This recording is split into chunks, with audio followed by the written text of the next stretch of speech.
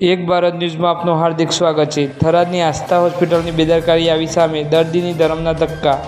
આસ્થા હોસ્પિટલમાં ડૉક્ટર પ્રકાશ ચૌધરીની નિષ્કાળજીના કારણે દર્દી ભગવાનના ભરોસે। થરાદના આસ્થા હોસ્પિટલમાંથી હાઈ ડોઝની દવા દર્દીએ લીધા પછી દર્દીની તબિયત લથડતા દર્દી થયો નાજુક।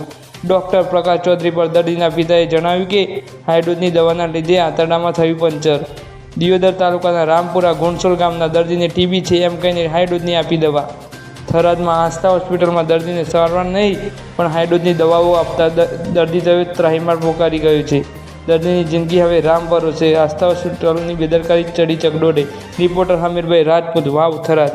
અસર હતી એટલે હું અહીંથી થરાદ આસ્થા હોસ્પિટલ લઈ ગયો। આસ્થા હોસ્પિટલમાં ગયો એટલે ડૉક્ટરે એમ કીધું કે ભાઈને કણ ઘટી ગયા છે, દાખલ કરવા પડશે। મેં કીધું સાહેબ દાખલ કરી નાખો। એણે કીધું 3 દિવસ રોકાવવું પડશે। કીધું રોકાઈ જાય। 3 દિવસ રોકાણા, બધા રિપોર્ટ કર્યા। રિપોર્ટ કરીને એણે એમ કીધું કે ભાઈને ટીબી છે। મેં કીધું સાહેબ મારા વારસાઈમાં કોઈ ટીબી નથી અને ટીબી ના હોઈ શકે।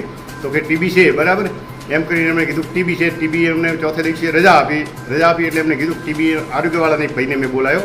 આરોગ્યવાળા ભાઈએ કીધું કે ટીબી હોય તમે અમે સરકારી દવા આપો। એટલે ડૉક્ટરે કીધું ના 5 દાડા હું મારી દવા આપું અને પછી તમે તમારી આરોગ્યની ચાલુ કરજો। એટલે હું ચોથે દિવસે ઘરે આવ્યો। ઘરે આવ્યા પછી એને બપોરે અમે ઘરે આવ્યા એટલે બપોરે એક ગોળી આપી, પછી દોઢ ગોળી લેવાની કીધી હતી। બીજી દિવસે સવારમાં એક ગોળી આલી, બપોરે 1.5 ગોળી આલી અને 5 ગોળી આલી ઓતરડોની અંદર 2 કોણા પડી ગયા હાઈડોઝને કારણે, ગોળીને કારણે। એના કારણે પંચર થઈ ગયું। ભાઈની તબિયત એકદમ લથડી ગઈ, ખૂન પડવા માંડ્યો। એટલે અહીંથી અમે દિયોદર ગયા। દિયોદર રિયાબામાં 3-4 કલાક સારવાર કરી। ડૉક્ટરે કીધું ગંભીર પરિસ્થિતિ છે એટલે ભાઈને તમારે પાટણા આઈસીયુમાં લઈ જવું પડશે। અમે ત્યાંથી પાટણા આઈસીયુમાં લઈ ગયા।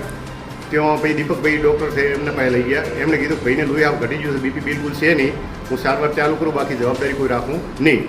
પછી એમણે વિપુલભાઈ યાજ્ઞિકને બોલાવ્યા। વિપુલભાઈ યાજ્ઞિકને દીપકભાઈએ 2 જણે દવા ચાલુ કરી। દવા ચાલુ કરીને જે બ્લડના બાટલા ચડાવવાના બ્લડના બાટલા ચડાવ્યા અને 18 કલાક પછી એમને ઓપરેશન કર્યું। ઓતરડામાં 2 કોણા પડી ગયા હતા। પછી ડૉક્ટરે કીધું ભાઈને ટીબી નથી પણ છતાં આપણે એનોક્સીનો રિપોર્ટ અમદાવાદ મૂકીએ। એટલે અમદાવાદ એનોક્સીનો રિપોર્ટ મૂકીએ, એમાં 9 દિવસે રિપોર્ટ પાછો આવ્યો। એમાં સાબિત એવું થયું ભાઈને ટાઇફોઇડ તાવને કારણે ટોકી પડેલી છે, બાકી ભાઈને ટીબી બીબી નથી। પણ આ જે કોણા પડ્યા એ હાઈ ડોઝ દવાને કારણે ભાઈને કોણા પડી ગયા છે, બરાબર। એના કારણે હું આઈસીયુમાં 10 દિવસ થયો ને આઈસીયુ પછી વિપુલભાઈને 4 દિવસ થયો અને પછી વિપુલભાઈએ અત્યારે મને રજા આપી અને 3 મહિના પછી ફરીવાર ભાઈને ઓપરેશન કરવાનું છે। આસ્થાવાળા ડૉક્ટરે તમે મળવા ગયા એટલે શું કીધું તેમણે? એને કીધું કે હું શું કરું, કે તો થઈ જાય, ગમે ને થઈ જાય ને, કે કોઈ જવાબ જ નથી આલ્યો મને હરખી રીતે।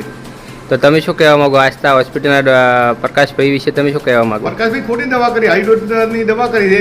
પ્રકાશભાઈ મને કીધું કે હાઈડોઝની દવા છે, બરાબર, આના કારણે તમારે લાલ પરસેવો આવશે, અઠવાડિયું તમે હેરાન થશો, અઠવાડિયા પછી તમારે રેડી રહેશે।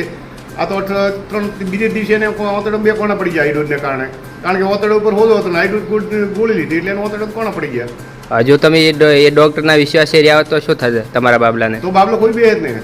એવું? તમારા બાબલાનું નામ શું હોય? મુકેશભાઈ। અને તમારું નામ? મફાભાઈ, ગામ? રામપુરા ગુણસોલ। ઓકે।